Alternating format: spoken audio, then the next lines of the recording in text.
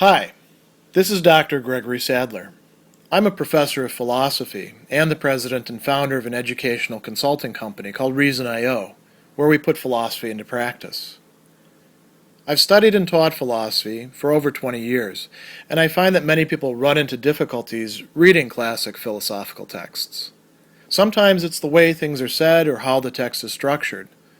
But the concepts themselves are not always that complicated, and that's where I come in.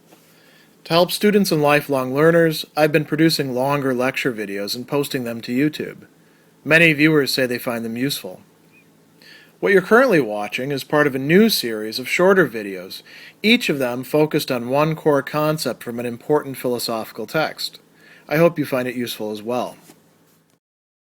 In Book 2 of Cicero's On the Nature of the Gods, the Stoic Balbus is going to continue his argument for providential ordering of the universe by the gods by focusing not just on the entire universe or plants and animals, but on a specific sort of animal. This one, the human animal, the rational being, although we also share that with the divine beings, the gods, as well.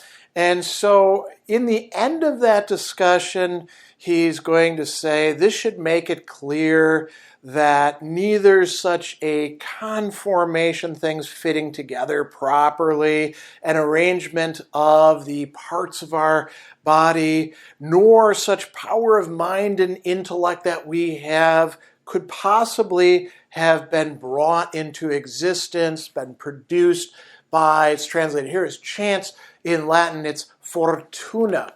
And so he's going to give us a number of considerations, most of which have to do in one way or another with our body and what it is that we can do with our body, but many of them bear upon the human mind as well. And so we're going to see there's a really interesting interconnection between them, especially when we think about the senses.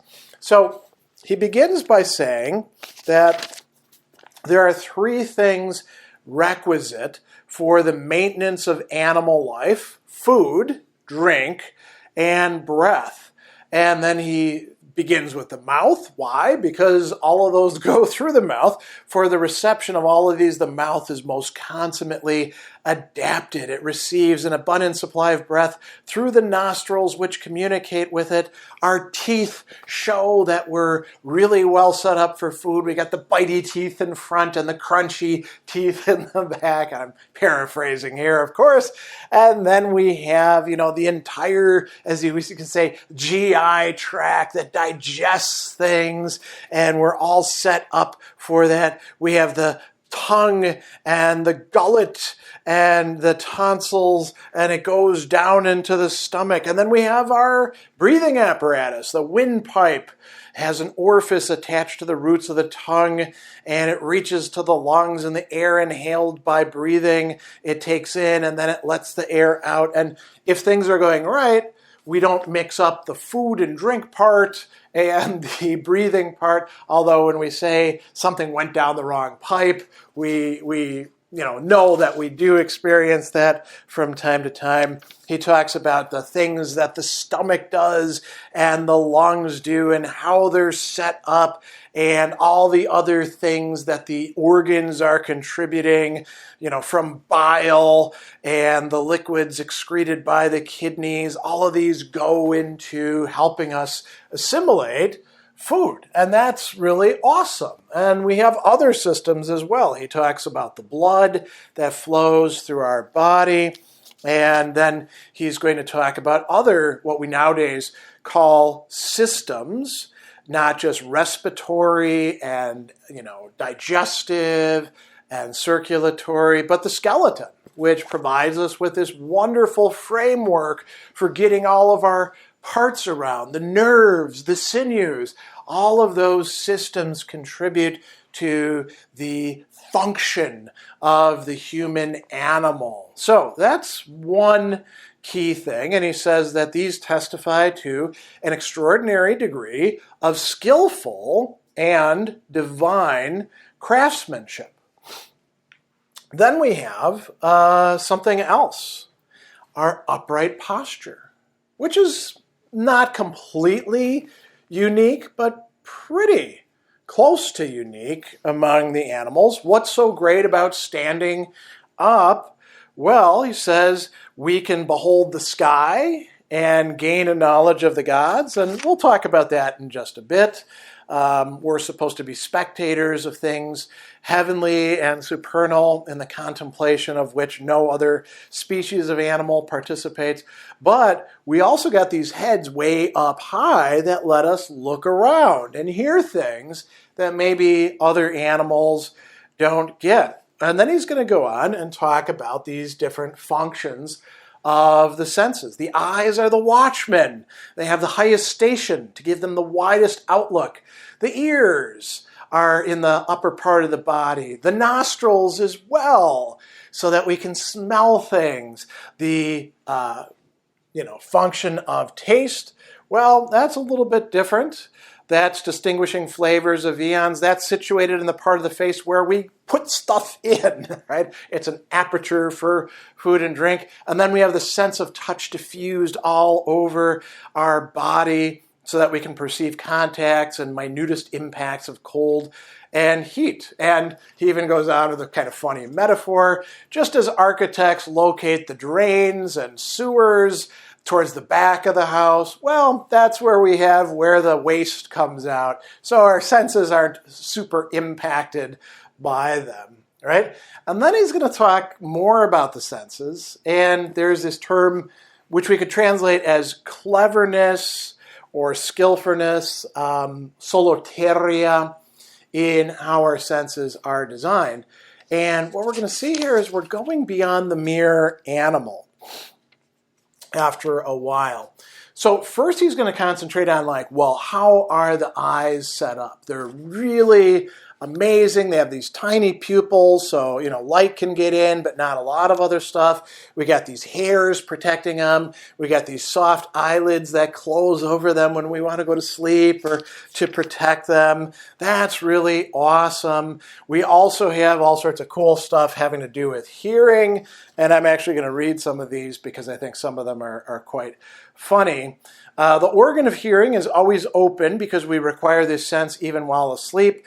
And the auditory passage is winding to prevent anything from being able to enter, as it might if the passage were clear and straight.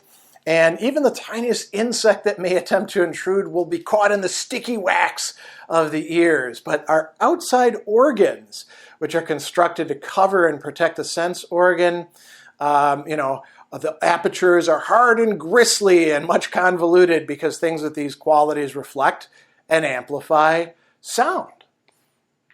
Sounds like it's been designed. What about our sense of smell, our nostrils that take things in? Well, those have to be always open, but they have narrower apertures so that other things can't get in there, and they're always moist, guarding them against dust. We taste inside of our mouth. We don't want to taste with our fingers or stuff like that.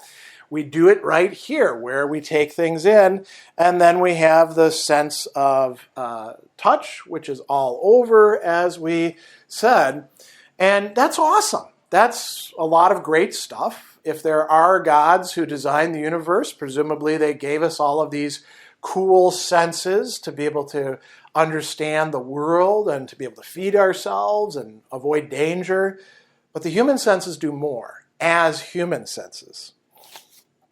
He's going to go on and say that not only do we see better than other animals, and that's debatable, we see different things than they do. And that maybe is less debatable. So we can see beauty and arrangement and, so to speak, propriety of color and shape, and also more important matters. We recognize virtues and vices, and the angry and the friendly, the joyful and sad, the brave man and the coward, the bold and the craven.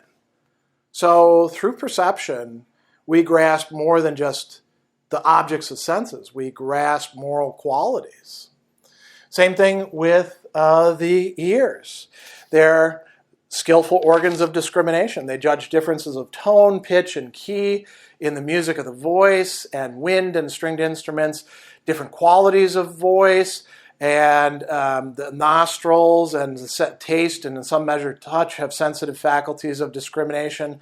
And we know that this is the case because we have arts appealing to that, right? Perfumery and cookery. So our senses take us beyond the mere animal. And then we get to what's really distinctive about us. Mind, animum, and intelligence, mentum, right? These are something quite different. We have reason and wisdom, or planning, right? Consilium, and foresight, prudentiam. All of these, he says, one who cannot see that these owe their perfection divine providence must be devoid of these very faculties. An interesting bit of rhetoric there that is sometimes used by other authors in other ways. And he goes on and he says, how could you, Kota, not describe first our powers of understanding, then our faculty of conjoining premises and consequences in a single act of apprehension, the faculty that enables us to judge what conclusion follows from given propositions, and even to put the inference in syllogistic form.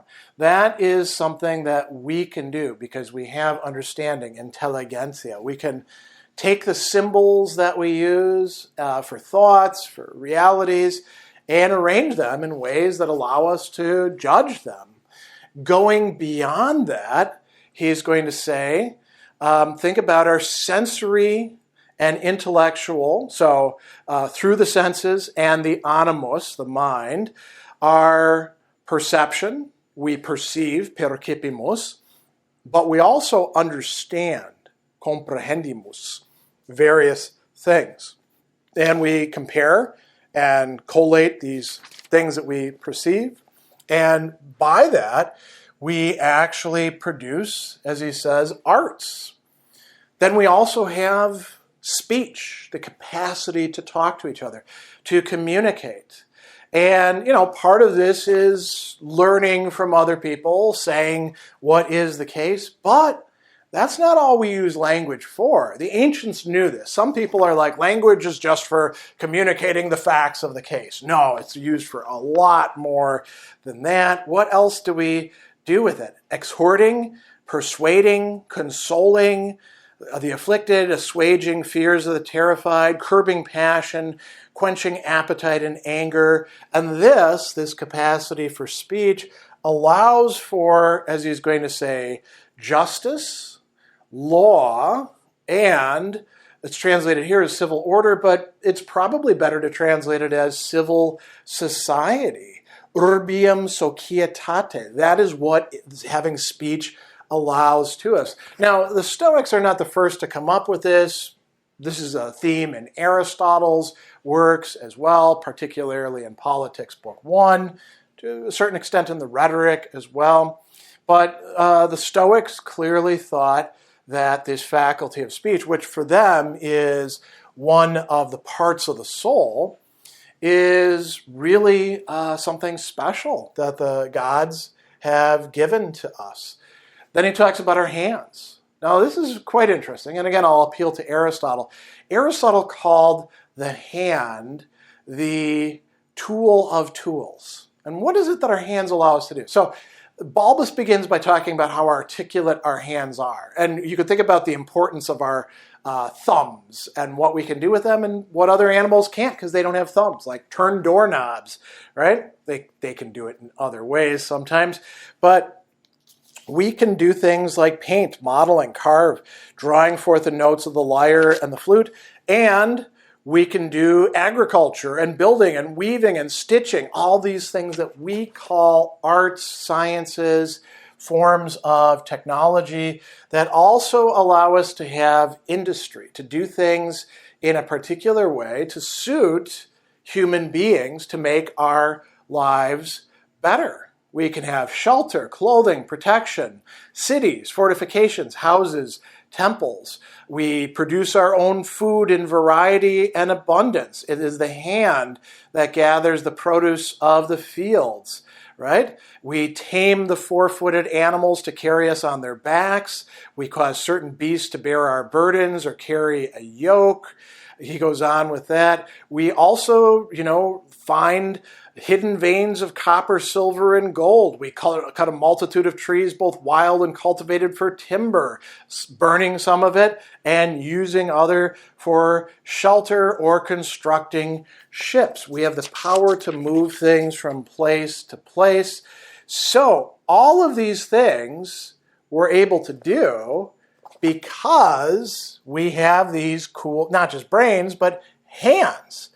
And he's got this really interesting metaphor here, bringing all of this to a close, this discussion of technology. He says, by means of our hands, we try to create, as it were, it's translated here as a second world within the world of nature.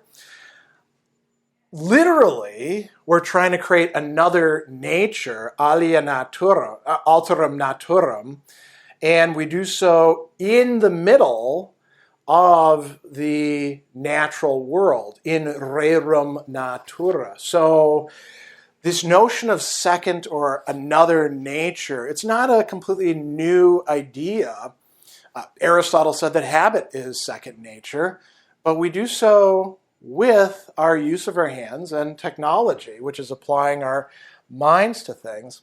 Finally, he's going to bring this to a close by talking once again about our mental capacities, and here he explicitly talks about reason and says reason penetrates up to the heavens, the sky, and we alone of living creatures understand the movements of heavenly things, but there's an even more important thing. We can know things about the gods, which the other animals don't, and plants don't know anything really.